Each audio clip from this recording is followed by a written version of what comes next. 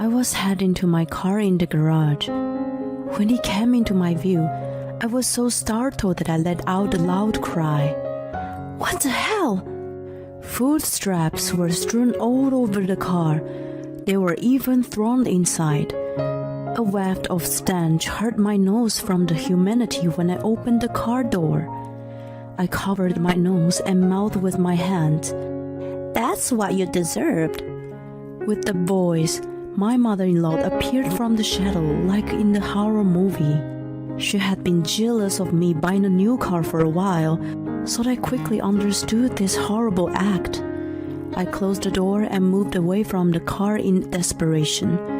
I knew she was planning to harass me in some way, but I never thought to this extent. But this is Joe's boss car. No! She committed the fiasco as an attempt to harass me. I couldn't help but think to myself, what an idiot. I'm Maria, a 28-year-old working wife. I currently live with my husband as well as my parents-in-law. My job is an admin assistant at a real estate agency, but in truth, I once dreamed of being a piano teacher. I had no choice but to give up, because it required early childhood education in order to join the company I wanted to. After failing to get into my first choice of music school, I went to a university which offered only general music, vocal performance majors. I got a job at my current company as an office worker after graduation and met my husband Tim, who was 2 years older than me at work. When we got married after 2 years of dating, I changed from full-time to part-time. We bought a brand new house initially thinking the two of us would live alone. But before we had time to enjoy our newlyweds life, my in-laws moved in. My parents want to move in with us because their house is getting old. That's okay for you, right? What?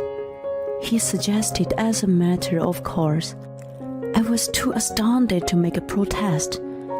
Why so suddenly? He responded nonchalantly to the question that finally came out of my mouth. I told you, their house is old. It's gonna cost a lot of money to renovate, so it's better for them to just move in with us. They can take half of our mortgage payments too. It's a win-win situation. Don't make such a big decision by yourself. We didn't buy this house with that intention. It's too small. You, my dad, and I work, so we probably can renovate or rebuild a house in a few years. That wasn't my point. He didn't even ask me. And just because their house was old, they brazenly planned to move in. I wasn't happy about it at all, but he just shrugged it off. Joe, my father-in-law, still worked, but of course he wasn't that young. By the time we upgraded the house, he was going to be around retirement age. Then the burden of the cost wouldn't have fallen on us. We just bought a new house, but we are already talking about upgrading? I was against the idea to the end, but I was completely ignored, and my in-laws moved in as a matter of course. The four of us began to live together. At first, my in-laws showed her gratitude and humble sides, but soon they made themselves comfortable. Before I knew it, the responsibility of the housework was put on my shoulders even though I had a job. Neither Tim or Joe helped me at all, thinking it was normal that I, who worked part-time, should do it and not they, who worked full-time. Nancy, my mother-in-law, said she hurt her back and didn't even help me in the kitchen. Furthermore, she started harassing me on the grounds of jealous, and I had an income and savings compared to herself. She used various tactics to cause me headaches. For example, she purposely placed a glass with a drink on the edge of a coffee table while I was vacuuming. She waited for me to move or bump into it and knock the glass over. Then, when I was caught in her trap and the drink spilled all over the place, She gave me a disapproving look with a smirk. Oops, my bad. I put it on the age. Isn't serving drinks to your boss a part of your job? Then you must be used to cleaning up spills. Hurry, it's gonna stain the rug. She just watched and laughed at me as I rushed to get a rug and wiped. At those times, I got frustrated that I yelled at her harshly. I told you so many times before not to put it on the edge. Oh my God, are you blaming me? You're terrible. You did it, not me. You purposely put it there for me to knock it over.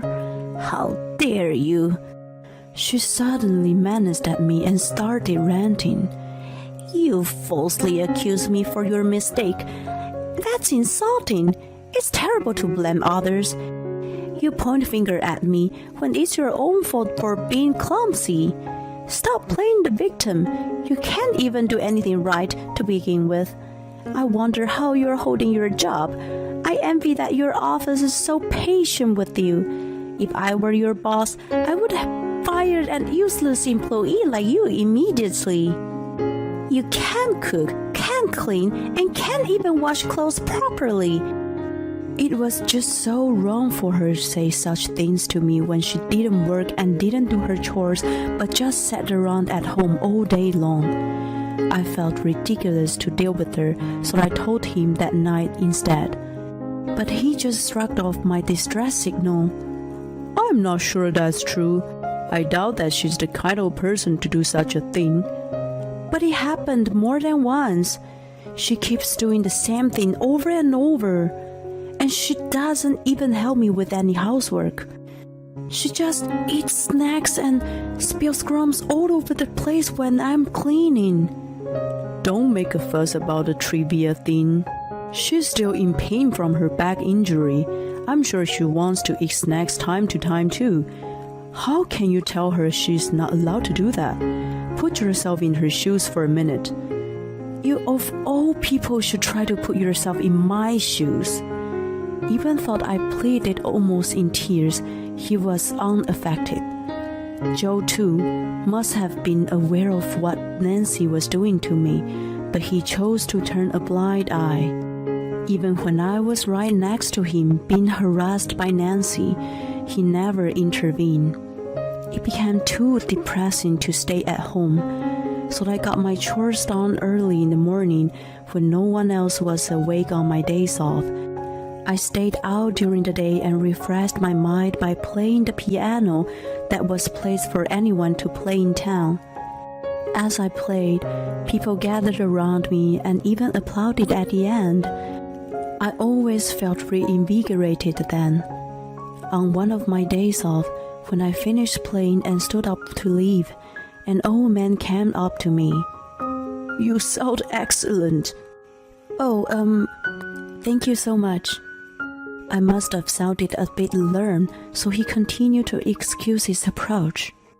I'm sorry to bother you. I'm actually a colleague of your father-in-law. Well, more like his boss. I've seen pictures of you from the wedding. I just thought I should introduce myself. Oh, I see. Perhaps I should have acted a little friendlier, but I couldn't bring myself to be more enthusiastic to introduce myself. To be honest, I wasn't keen to make any acquaintances with the man who worked with Joe. Joe not only ignored Nancy's abuse to me, but he let me to do all the chores, and had not even given me a single word of encouragement when I was exhausted. But the man didn't seem to mind and spoke nicely to me. I'm actually have seen you play here often. May I be bold to ask you a favor? I would like you to teach me how to play the piano. What? I exclaimed at his indeed a bold and sudden request. The man's name was Mr. Miles. He had been interested in playing piano, and since his retirement was approaching, he wanted to start practicing as a hobby. But he couldn't find a suitable piano teacher or class for seniors. When he was about to give up his quest, he found me there. Of course, I will pay the fee. Oh, but you'll be doing me the favor and making time for me, so you will certainly be paid. But I'm not sure what Joe will say. I'll speak to him myself, so don't worry about him. But it's still a nuisance, isn't it? Then I don't mean to force you. No, I would love to, I said in a hurry. The fact that if my in-laws heard about me refusing him, I didn't know what kind of harassment they were going to give me. But more than that, I was quite excited about it. I thought it was a unique opportunity to teach piano, which was my childhood dream. From then on, I gave lessons to Mr. Miles every Saturday and Sunday at a studio where we rented for vacation. I felt bad about it as he was paying me on top of the rental fee, but he didn't seem to mind it at all. It's all for my enjoyment anyway. I look forward to the practice. Since he had been interested in playing, he sounded quite good for the first time. And the more I taught him, the more he improved, and the happier I was. Soon I began to look forward to the weekend. Joe heard about the practice from Mr. Miles, and his attitude toward me had softened a little. When he saw me preparing meals as soon as I got home from work, he began to say, "Thank you for doing that." That alone was a relief. After about 6 months, I was able to save money through my part-time job and piano lessons. So I decided to take a plunge and buy the car. The car I had been using with Tim became unavailable when my in-laws moved in. Nancy always had a priority when she went out because she was too lazy to walk, but I had to take a bus and walk with big grocery bags in both hands. I had been wanting my own car that I could use for day to day. When I finally bought it, Nancy complained a lot to me. "You spend your disposable income only on yourself. If you had so much money to buy the car, you could have spared some for us. You really don't care about us, do you? What a self-centered daughter-in-law." Ever since she moved in, she'd been living in comfort, doing nothing thanks to me. Who was more self-centered? As much as I wanted to argue, I learned to ignore her to save my energy. By this time, I had come to realize that the more I talked back, the more aggressive she became. Soon after this, she dumped raw garbage all over the car. When I told her it was Joe's boss car, she just screamed at me, "Don't lie to me." It was a fact no matter what she said. The car I bought had a problem right after and was taken by the dealer for inspection.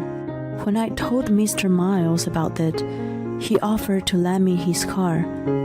"But don't you need it too?" "Not really. I don't like driving so much." "So nice of you, but..." I contemplated. I was afraid Nancy was going to damage his car.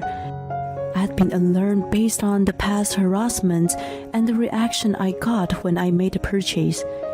When I confided this to Mr. Miles, he looked really stunned. "I'm sorry that you've been going through such terrible ordeals." Then he gave me a warm smile and continued, "Well, you should take my car more than before now. Even if she did something to you, you wouldn't be in trouble. Moreover, I'll have a reason to scold at Joe." That was how I came to borrow his car. Nancy made a mess the day after he arrived. She was swelling not to lie to her. Hearing the commotion, Tim and Joe came to the garage. "What's going on?" As soon as he spoke, he noticed the car and froze there. This is Mr. Miles' car. What the hell happened to it?" "Oh my God, Mr. Miles is your boss, isn't it? Why is his car in our garage in the first place?" I answered to him, Joe knows, but I've been giving piano lessons to Mr. Miles every weekend. He was kind enough to let me borrow his car while mine was away for inspection. Nancy was looking like a ghost. Tim and Joe had never imagined that she was the culprit and were both panicking. How did this happen? Did Raccoon come inside? Anyway, we need to clean. I raised my voice and cut him short. Nancy did this. I saw her doing it. The three of them looked at me in bewilderment. How dare you blame me? She shrieked. You're a liar. How could I do such a terrible thing? She's right. I've been taking things easy on you because of Mr. Miles. But I can't allow you to say anything that would undermine my wife. Joe sternly took her side. Tim also nodded in agreement with him and didn't even try to help me. But I had a trick up my sleeve. Well then, let's find out. I've set up a surveillance camera. We can check and easily find out who is responsible. Again, the three of them were surprised. The one who expressed the biggest shock, to the point that her eyeballs were about to fall out, was Nancy. For what? There's been a lot of misdemeanor going on around here lately. I just bought a new car myself, and I was worried that it might be damaged. In truth, it was the measure against Nancy's harassment. I wanted to have proof in case something happened to my car. Then, let's see now. Joe, who seemed to believe Nancy completely, was so determined to find out who was responsible. Tim agreed. Let's do it. But of course Nancy was not keen on it. Wait, we should clean this up first. You're right, that's cleaning up. The recording won't disappear anyway, but probably we can't get rid of all the stains and smells even if we clean it now. Joe gave me a stern look and said, How can you be so calm? You rented his car, so it's your responsibility. You brought shame on me. I'm telling you, it's Nancy who did this. Enough with your false accusation. Let's check the recording now. If you're wrong, you know there'll be a consequence. He made a treat, but as soon as he saw the recording, his demeanor changed completely and turned pale. Nancy, what have you done? He asked her in a trembling voice, as if he were suppressing his anger. She responded in despair. It's not what you think. I didn't do it on purpose. You know, I'm not capable of doing such a thing. It was an accident. She stammered, and Joe grimaced at her. You're caught on the camera. You were trying to friend me by damaging my boss' car. That's not true. So why did you do it? If Mr. Miles disfavored me, I don't know what will happen to my career. You know it, and yet you did it. No, you're wrong. I never want to trouble you. I did thinking it was Maria's car. She was so upset by Joe's accusation that she dug her own grave with all her might. An awkward silence fell in the garage. You were going to do such an atrocity to me. I broke the silence, pretending to be naive. Afterwards, Joe frantically apologized to Mr. Miles. Apparently, he was severely scolded. Mr. Miles told me all about it. I told him that his wife was the culprit in this case. But it's not irrelevant to say that he's been turning blind eye to her abuse on you. He was as much responsible as her. And then Joe was given a demotion. I was stunned to find out he had such an authority. He wasn't just a boss of Joe, but was actually a member of the higher management. I told him that I didn't feel safe living under the same roof with Nancy and asked for a divorce. I was fortunate that I had the financial resources to take the plunge right away. I wondered myself why I put up with all this time. Tim tried to resist with all his might, but the surveillance video alone was sufficient grounds for divorce and for alimony.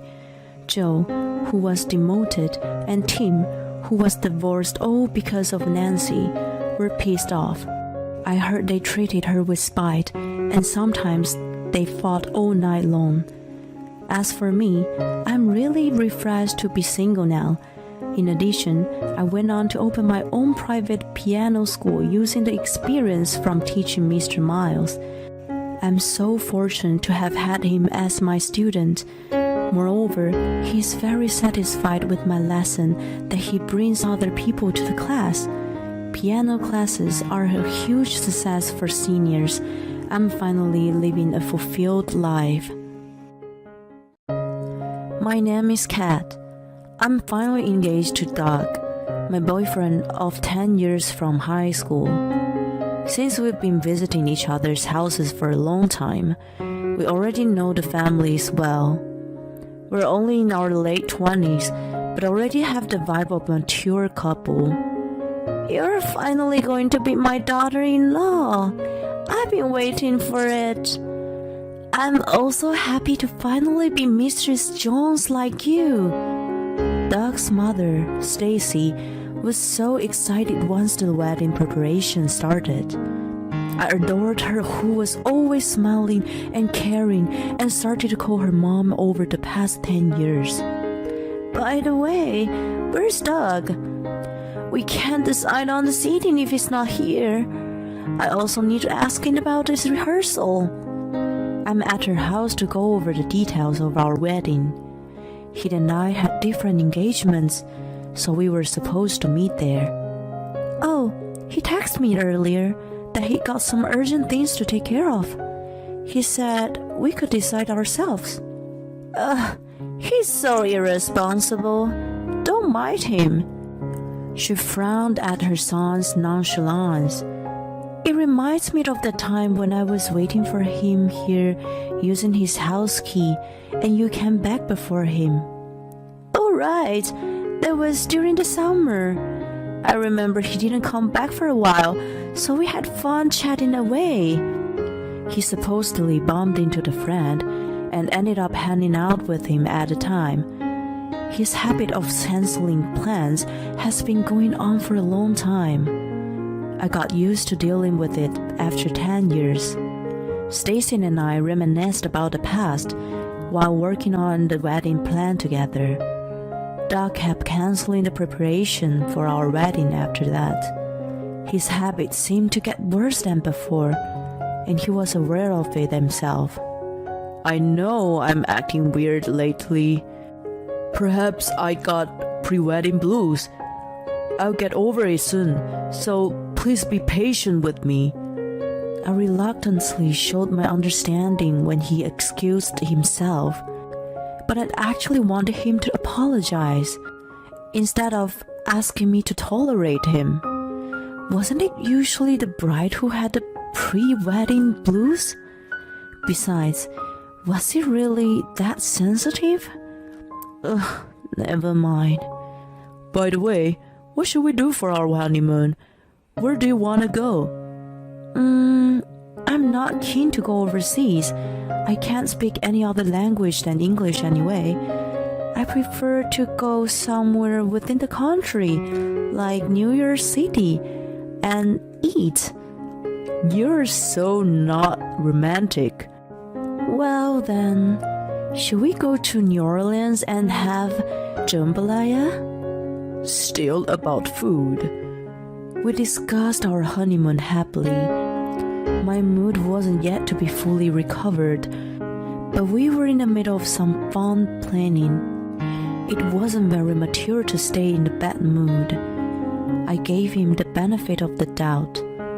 His so-called pre-wedding blues didn't get any better after that, and he kept canceling our meetings. There were nights when he didn't come home, saying he was going out with friends for one last bachelor drink. I felt a lot of frustration and a little mistrust. When I complained to him, he kept telling me, "Just for a little longer, I'll be back to myself when we get married." I was skeptical. Our wedding day arrived regardless of his odd behavior. It was a clear blue sky on the morning of the ceremony, and our prospects seemed to be bright. After 10 years of dating, we finally became a married couple, watched over by old friends, relatives, and colleagues. Doug swore to me that he would love only me for the rest of his life, and I imagined a bright future ahead of us. Once the wedding was over, it was time for our honeymoon after a short break. We were going to eat till we dropped for 4 nights, 5 days in New York City. I chose clothes for the climate, made a list of souvenirs, and put sticky notes in a guidebook. My excitement grew bigger by the day. On the morning of our departure, Doug went to the bakery to buy some breakfast. I was doing the final check of my luggage and putting on some makeup. A little later, I got a call from Doug. Wondering if my order was out of stock, I picked up the phone. "Hey, honey, I just got a call from the hospital. My mom was rushed to the emergency room." What? It was nothing to do with my breakfast, but an unanticipated incident.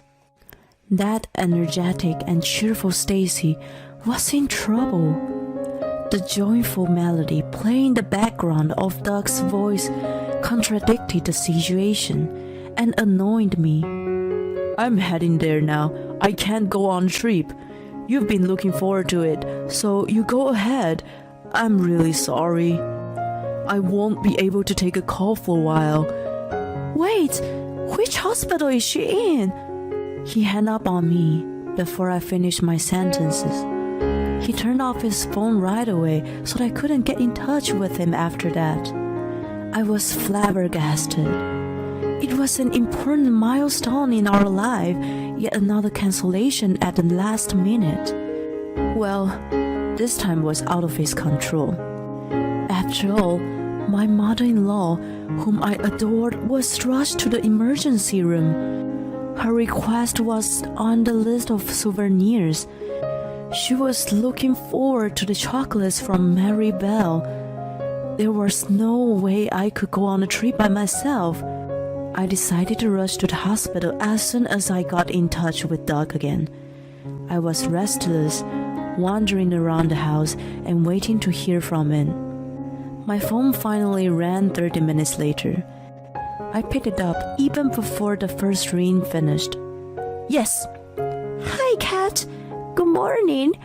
You're leaving today, right? It seems cold there, so take care and enjoy your trip." "Wait, is this Mom?" The call was from the one who had supposedly been rushed to the hospital. I picked up the phone without checking the caller on the screen. I was totally confused about what was happening. Did Doug have 2 mothers? Maybe that one I knew was an adoptive mom, and he had a birth mom? Is this really Mom? What's wrong with you? Why do you sound so strange? It was her for sure. I thought you were taken to the hospital. Huh? For what? I'm good as usual. She sounded dubious. I realized that Doug lied to me. It didn't matter to him that we just got married, but why? I couldn't figure out the reason. When Stacy finished listening to my explanation, she lowered the tone of her voice. "I see. I'm really sorry about my idiot son. I don't know what he's trying to do." "Well, can you hold for a minute?" I didn't know why, but I was bothered by something. It was the cheerful melody I could hear in the background on Doc's call. I opened my tablet to see if I could figure out what was bugging me. My hunch was on point. and I found what I wanted to know right away. Hey, Kat, what's going on? Mom, do you want to go on a trip with me? What? Let's go to New York City together. I could feel that she was contemplating. My brain cells began to work toward revenge against Doug. Watch out, bastard. Stacy and I enjoyed our trip and returned home after 5 days. Doug never called me, but sent me texts like, "Having a good time? Don't worry about my mom." I was amazed by his foolishness. His mom was with me, yet he thought his life was still intact. My feelings for him quickly evaporated. He was not only dishonest, but was a total moron. Stacy agreed with my plan to punish him severely. She and I took an earlier flight back home and waited for Doug's return. He came back a little before I was originally scheduled to be back. He was taken aback by the sight of me. "Oh my God, you're already back!" Yes. He brought in a sweet scent of perfume with him. He must have planned to shower before I came back. I pretended not to notice and asked him nonchalantly, "I'm sorry for leaving you behind. How did it go with you?" "Oh no worries. I told you to go. Did you enjoy it?" "Yes, very much. I got you a souvenir. And your mom?" "She's out of critical condition, thankfully." "That's great. I would like to visit her." "It's all good. Don't make a big deal for her." It was impossible not to make a big deal out of a family member being rushed to the emergency room. I thought he was crazy. "Listen, Doug, what you're saying is weird." "Why?" "Because Stacy was very ill, wasn't she? Why can't I go and visit her then?" "Ugh, you're overreacting. I'm telling you to drop it." "Drop it? How? You're nuts. You went on a trip regardless. That doesn't sound considerate, does it?" End of the story. Then I coyly gave him the multiple choice question. "Here's a quiz for you. I did go on the trip, but who on earth did I go with? 1. A friend. 2. My husband. 3. Your mom. Which is your answer?" "What the hell?" He backed away so far that he was against the wall. As he was cornered, I showed him pictures from the trip. A picture of Stacy and I in the same pose as the Statue of Liberty. Stacy biting into a big slice of New York-style pizza, and me eating Mr. Sophie soft ice cream cone in Central Park.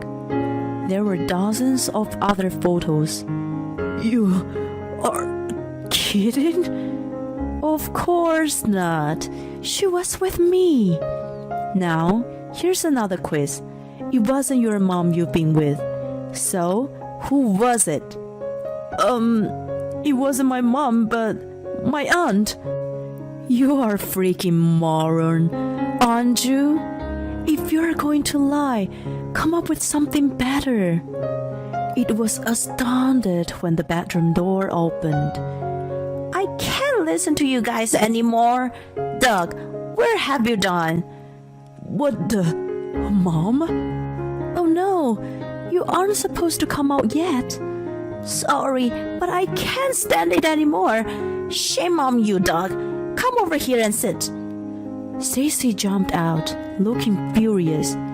She had him sit in a chair and stood beside him in rage. "Where have you been the past 5 days? Where's your motive to making your aunt and me sick?" He flustered, looking pale as a ghost. "Explain, and don't you dare lie to me."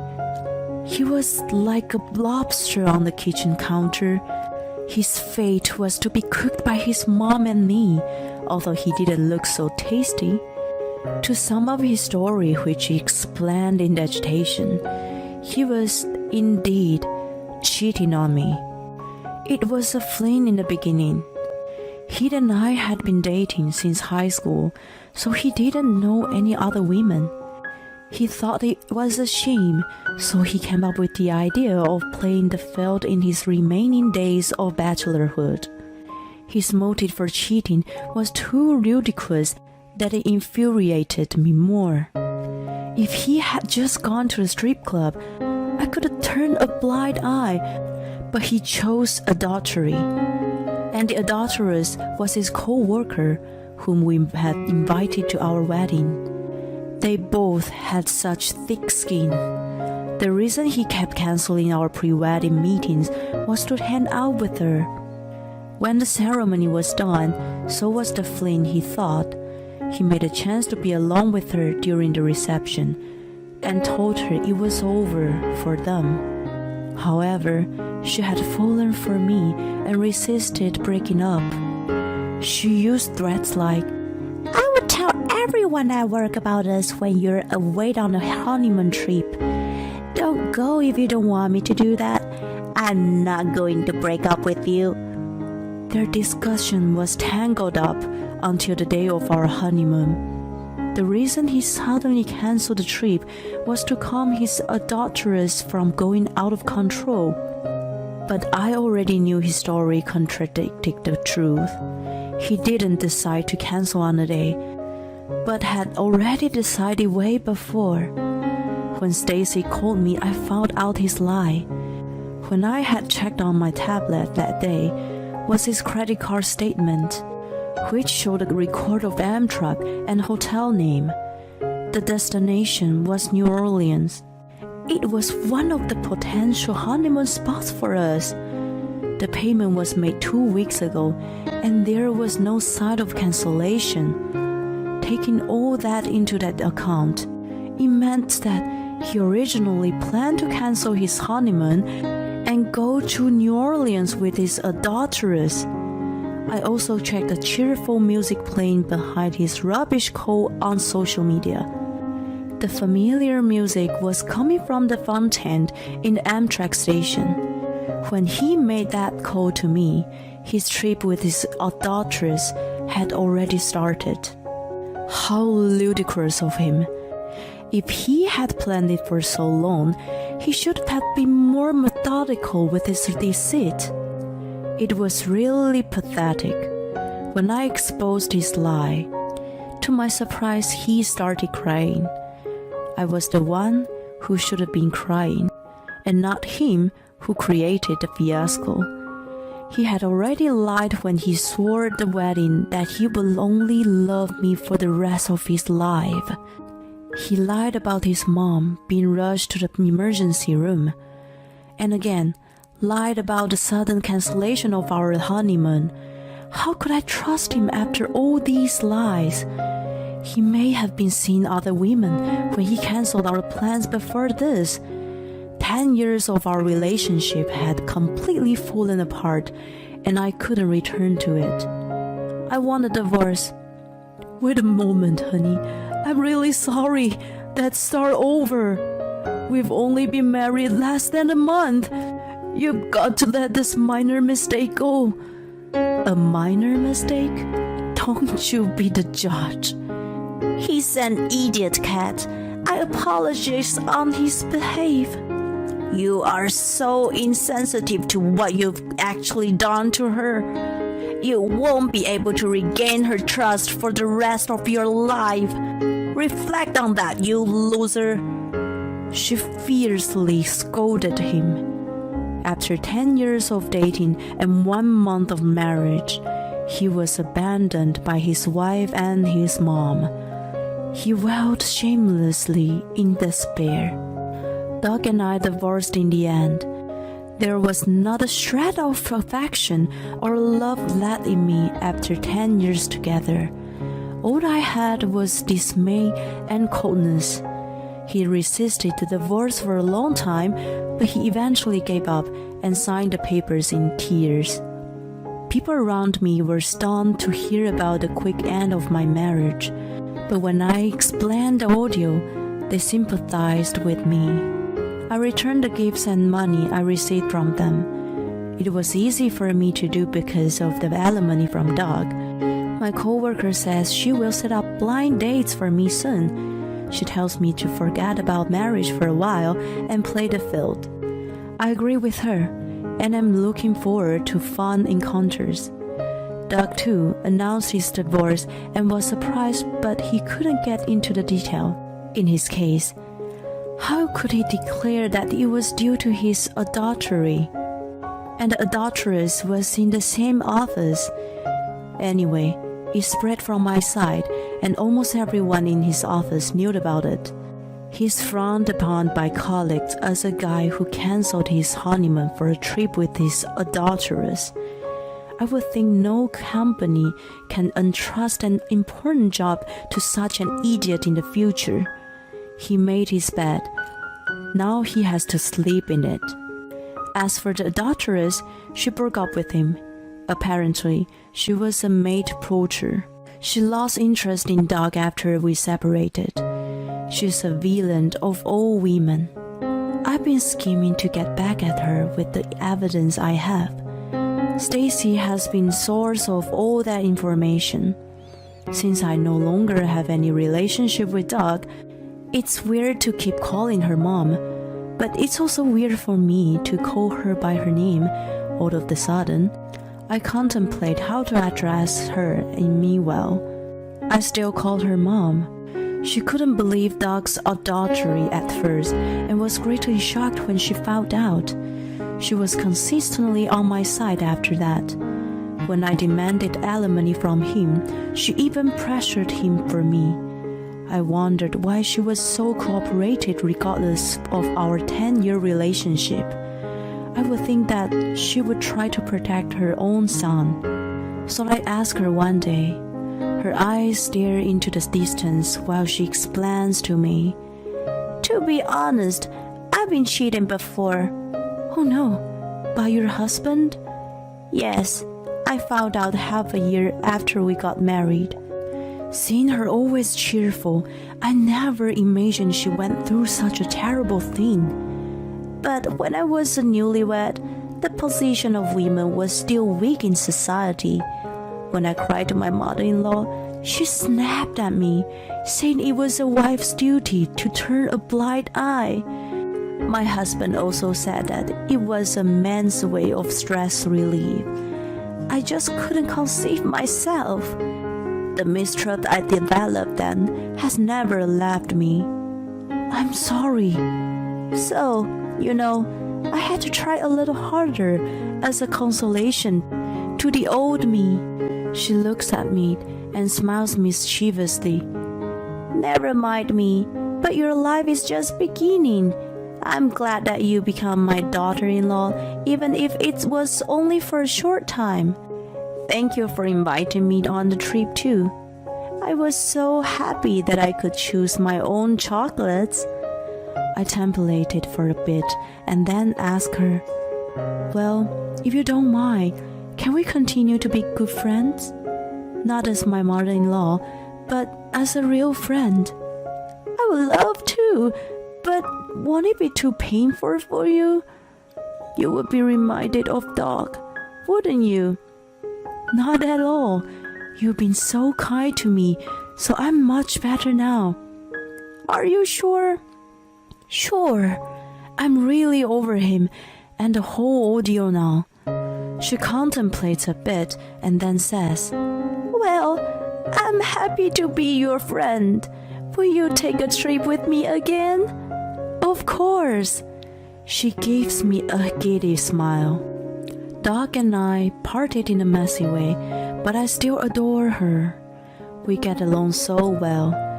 I'm going to secretly practice calling her by name by the next time I see her. My name is Christine, a 41-year-old housewife. I met my husband Mark at work, and we got married. After 5 years of marriage, we finally had our son, Jake, who is now 5 years old. He's so cute at this age. I would love to spend all day with him if I could. but our financial situation doesn't allow me to do so. I have to leave my son at a daycare center and work in order to help with our income. Mommy, I want an omelette tomorrow. A request from my adorable son. How could I not give him what he wants? Maybe Jake understands my busy schedule because he never requests a difficult meal. But it's probably just because I'm not a good cook. Elaborate dishes. But I honestly think omelets are pretty difficult to make. To be able to make them fluffy and perfect is truly a skill. But never mind that. I'm just making excuses for myself now. Mark was very happy when Jake was first born. He was, after all, our miracle after so many years of trying. We were a very close family, going on drives and outing to the park every weekend. But our family dynamics slowly started to change after Jake turned 3 years old. When Jake finally grew out of his terrible threes phase, Mark started coming home late more frequently. Even from before, he had been complaining about how he couldn't deal with Jake's fussy phase. Maybe that's why he was coming home late so often. Whenever he called to tell me that he was working overnight, I couldn't help but sigh and feel disappointed. The truth was, he was playing slot machines, killing time at a restaurant, at the cinema, and such. I know this because Mark's colleague told me. Since we met at work, his colleagues are also my ex-colleagues. I resigned after we got married and started working a part-time job. But I still keep in touch with my former colleagues. Obviously, Mark knows all of this. How can he think I won't find out? Part of me is bothered by all of this. But I would rather have Mark come home late than have to watch him be annoyed by Jake's fussiness. Because I never said anything, he started coming home even later and later. Sometimes even in the morning. Who does he think he is? Sometimes I could smell sweet perfume on his suit. It doesn't make me feel good. Of course, I feel angry at times. But Mark was a decent father when Jake wasn't being fussy, so I was able to turn a blind eye to his behavior. 2 years has passed since then. Jake has grown into an energetic and cheeky 5-year-old. I'm so in awe of Jake's growth. And at the same time, I am so fed up by Mark's bad attitude. Oh no! You spilled a bit of tea, sweetie. Wait here while I go get a cloth. What is wrong with you? You're 5-year-old now and still can't hold a cup properly? Mark gets annoyed and starts to yell whenever I try to deal with Jake's mistakes. Daddy, play with me. I'm busy. Don't bother me. Mark yells and refuses to play with Jake. Hey, about tonight's dinner? I don't need dinner. How can I peacefully eat dinner in such a chaotic environment? I don't even feel like eating your horribly cooked food. I'm eating out. Mark gets angry at anything I say. We should go somewhere on your next day off. Are you serious? I'm tired from work.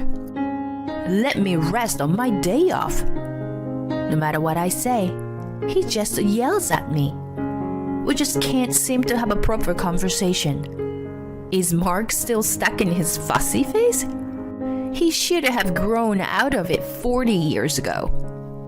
I once asked him why he was so angry all the time. And he got angry, as always, and said, "It's because you are useless, obviously. And you're passing that gene on to Jake." I wish he turned out more like me. What a horrible thing to say. Jake is both of ours. At least he has a handsome face like me. He was basically saying that all of Jake's good qualities are from him, until the bad qualities are from me. I just couldn't believe his audacity. My frustration with Mark continued to grow.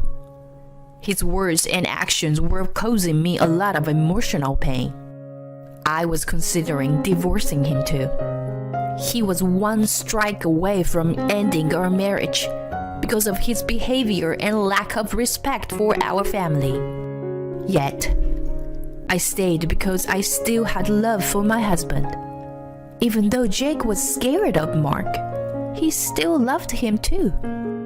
I was so tired of being with my husband who was hardly ever in a good mood. But I didn't have the courage to break up our family. One day, my husband brought up something. What? A trip? Yes, with some colleagues from work. You know them, don't you? The ones I'm close to. Oh, the two guys who were enjoying their single life? Yeah, them.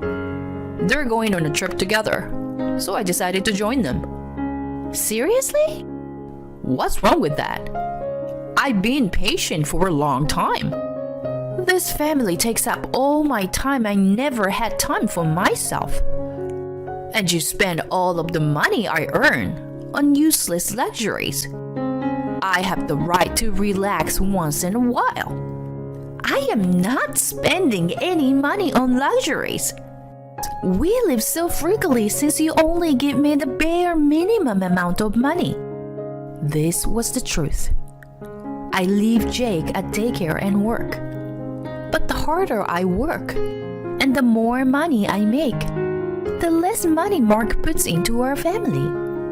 I actually put more into it than him, while he is probably playing around and spending whatever he has left. Otherwise, there is no way he could afford to pay for this trip. Shut up. I'm going away for a week from tomorrow, whether you like it or not. And you better not complain. Tomorrow? I was surprised about the trip in general, but was even more surprised that it was from tomorrow. I could feel my blood start to boil. I was about to argue back when I heard, "Mommy!" Jake, who was supposed to be sleeping, had woken up. I ran to him, flustered. "I'm sorry, Jake.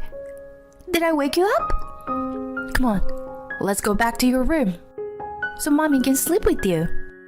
But the moment I touched his body to put him to sleep, I knew something was wrong. "Jake, your body is so hot." "Mommy, my head hurts." "Jake?" I looked at Jake's face, and the next moment, his eyes had rolled up and he collapsed. Panicked, I called an ambulance. Mark, who I naturally thought would accompany me, refused to come with us. There were so many things I wanted to say, but time was of the essence. I had no choice but to get into the ambulance alone. Thankfully, the test results showed that it was not a serious illness, but Jake was admitted to the hospital for more tests just in case. I called Mark to give him updates. "What do you want?" I can tell he's extremely annoyed, but I don't have time to worry about it. I explained to him what had happened and asked him to bring a change of clothes for the hospital stay. "Are you joking?" That was his response. He continued, "I can't make it." "What?" I said I can't make it. I don't want to be late for tomorrow's trip. So, I'm going to stay at my colleague's tonight. "Are you serious? Your son is in the hospital, and you're still going on a trip?" "Of course I am. She doesn't need me there for a simple checkup." "Jake is suffering from high fever." "So? There's nothing I can do." "Yes, there is. I asked you to..." "Oh, I have to go. I'll make sure to buy you a souvenir. No, wait! He hung up. Mark one-sidedly ended the conversation and hung up on me. I called him again, but it went to his voicemail immediately. You son of a bitch! You turned off your phone! Unfortunately, I didn't have his colleague's phone number. What an asshole! My anger echoed through the hospital. In the end, I called my parents and asked them to help me. I thought about Mark's behavior. He abandoned his son in the hospital. That's 2 strikes. The 3rd strike is just around the corner. I could feel it. 3 days later, the tests are over, and Jake is back to his usual energetic self. The results showed no problems, and he would be discharged from the hospital tomorrow. I planned to buy some pudding for him. I got up and turned my cell phone to check my messages. That's when it happened. My cell phone suddenly started vibrating. I almost dropped it, but I grabbed it in time to see that I was getting a call from a former colleague, Cindy. Hello? My former colleague's voice sounded panicked. Christine, where are you? Huh? I'm at the hospital. Never mind that. It's an emergency. Apparently, your husband died in an accident. I didn't know what she was talking about. Without thinking, I replied, What? This is a joke, right? But I continued to hear her voice on the other end of the phone, and I ran out in a panic. My husband had passed away. That fact alone was shocking. But my colleague continued. Apparently, Mark was on a trip alone with a woman, and the woman ran into the oncoming lane while driving and hit a tree. There had to be a misunderstanding. Mark was supposed to be traveling with his male colleagues. There was no way he was alone with a woman. There was no way he could have been killed in a car accident with the woman. It's not possible. It's not possible. In a panic, I called my parents and asked them to look after Jake. I rushed to the hospital where my husband was admitted. In the midst of my panic, I suddenly wondered why they called the company before me.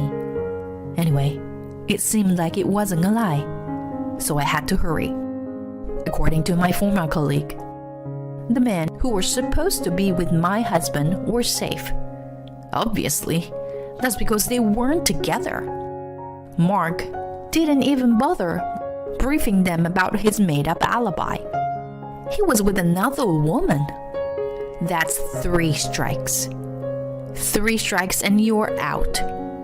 I wondered if he really died. I needed to verify the facts of the situation. Honey! A rattle opened the hospital room. There was only one person in the room, and it was undoubtedly Mark. The bandages wrapped around his hands and feet looked painful, but his chest was moving up and down. He was breathing. It seems like Cindy's information that he had passed away was wrong. Mark was alive. You're alive, I murmured, moving closer to him. When I looked at his face, I could see that his eyes were slightly open. It could have been my imagination, but he seemed a little shaken. Maybe he didn't think the company would contact me right away. My husband spat out in his usual grumpy tone. Took you long enough. Your husband's been in an accident, and it takes you ages to get here. You useless piece of shit. Well, good to see he is still his usual self. He looks pretty battered, but it seems he only broke his left hand and right leg. Apparently, the rental car was a wreck though. What a lucky guy. I'm glad you're okay, I tell him. To which he replies, You better take good care of me. Huh, he's definitely feeling fine. Good to know. Well, let's get to it, shall we? You may have escaped death, but you don't get a pass on 3 strikes. I took out a sheet of paper. When I say I'm glad you're okay, I'm talking about your right hand. If you had broken your right hand, you wouldn't be able to hold a pen to sign this. What are you talking about? I unfolded the paper in front of a very confused Mark. Huh? What? Divorce papers? Yes, I was preparing it, which is why I got here late. I know you're injured, so I'll just leave it here. Make sure you sign it. You must be joking. Why would I sign this? Wow, you told your girlfriend you were getting a divorce, didn't you? The reason you came home late every night was because you were with her. Was this trip a prenuptial trip too? Good for you. Now you can marry your sweet Michelle. How do you even know her name? Because I spoke to her, obviously. In fact, before coming to Mark's hospital room, I stopped by the woman he was with room. She was also in the same hospital. I asked for the woman who was in a car accident and immediately found her.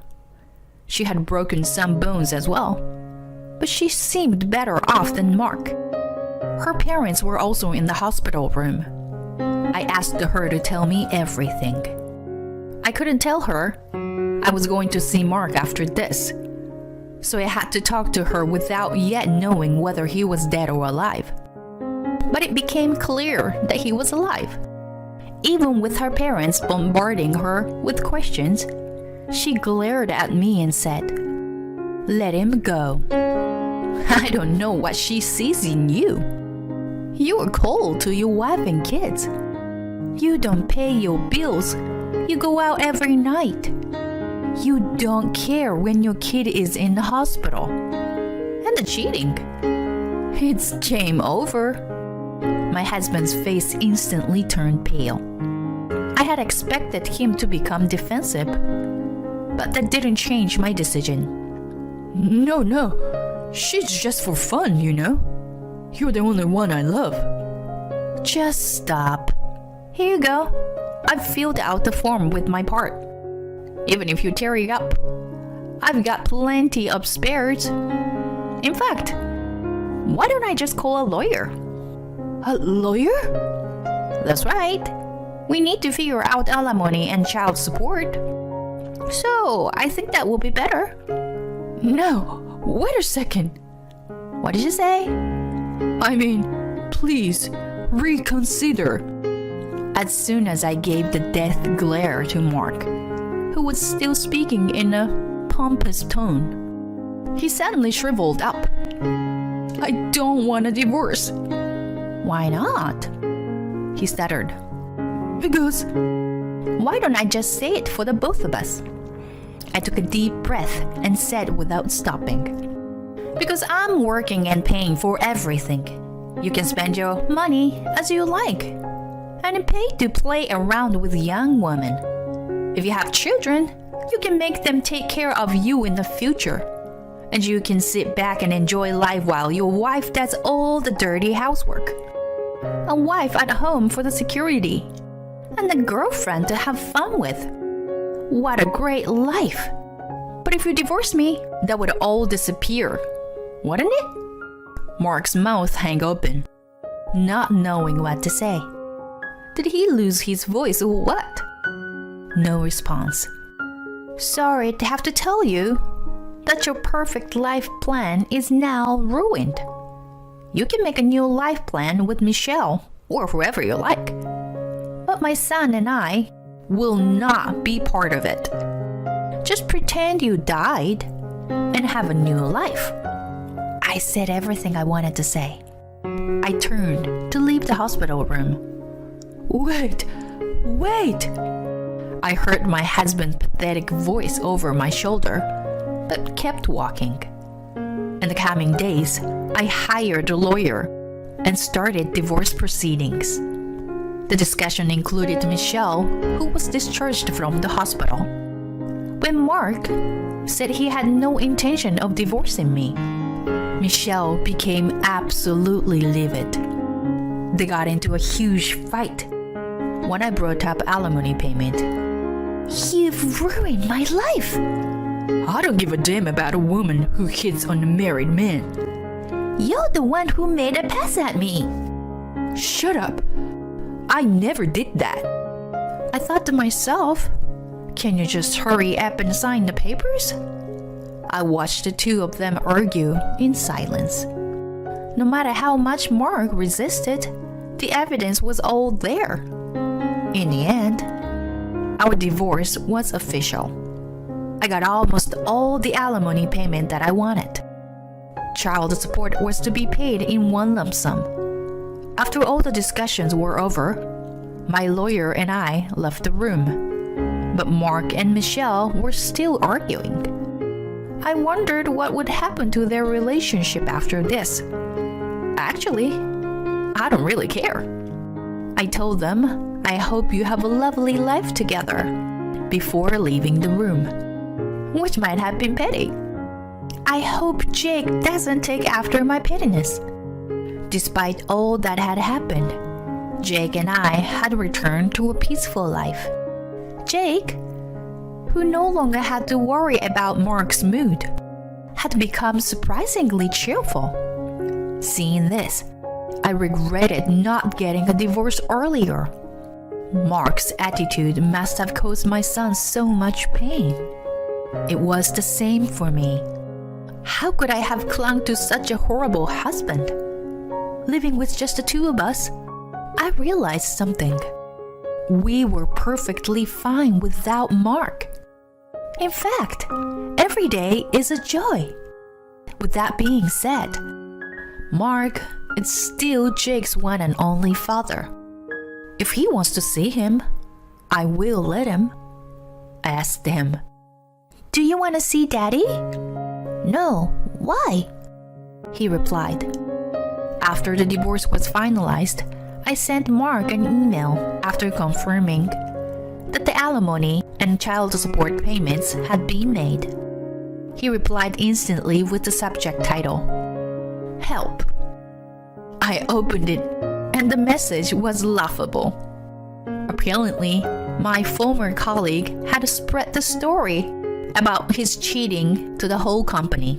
Mark, stressed from all the painful stares and gossip, kept making mistakes at work. As a result, he had to leave the company. My parents have cut me off, and I have nowhere to go. I can't live like this. Please help me. Can you believe it? So, being the kind-hearted person that I am, I replied, Why don't you ask your sweet Michelle to help you? And guess what he said? I broke up with Michelle. Her parents cut her off too, and now she is missing. I can think clearly now. You are the only one that I love. You have to help me.